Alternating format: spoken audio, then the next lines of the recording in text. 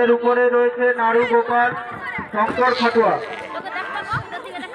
তারপর শিক্ষাকে ভালোবেসে বিদ্যালয়ে ফেরা শৈলেশ খান সামন্ত।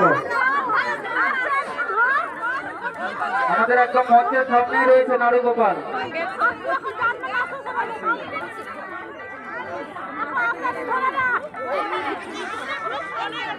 আমাদের একদম মঞ্চের সামনে রয়েছে নাড়ু গোপাল, ওর পিছনে রয়েছে শিশু শ্রম ছেড়ে শিক্ষাকে ভালোবেসে বিদ্যালয়ে ফেরা। তোমরা একটু সাইড দাও, আমাদের দাদিদেরকে ঢোকার জায়গা করে দাও। সাইড দাও রাস্তা। মঞ্চের সামনে আমাদের রয়েছে নাড়ু গোপাল।